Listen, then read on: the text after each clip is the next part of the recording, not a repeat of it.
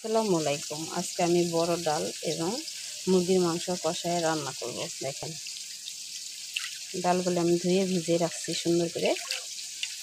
চুলায় আমি তেল, পেঁয়াজ, কাঁচামরিচ দিয়ে ভালো করে ভেজে নিয়েছি। এখন আমি এটার মধ্যে মশলা দেব, লবণ দেব, পরিমাণ মতন মশলা, আদা রসুন বাটা, আমার লবণ দিয়ে দিয়েছি। এখন আমি এটা ভালো মতো কষায় তারপরে ডাল আর মাংস দিয়ে দেব। মাংসগুলো আমি পরিষ্কার করে ধুয়ে রেখেছি।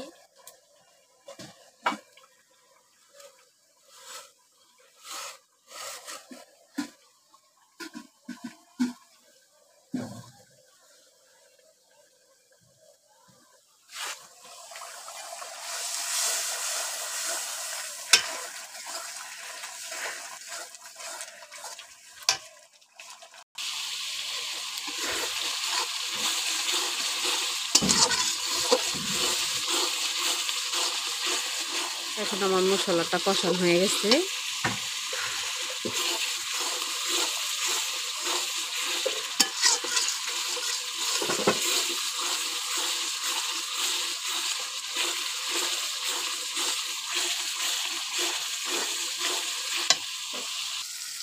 এখন আমি মশলার মধ্যে ডালগুলো দিয়ে দিলাম।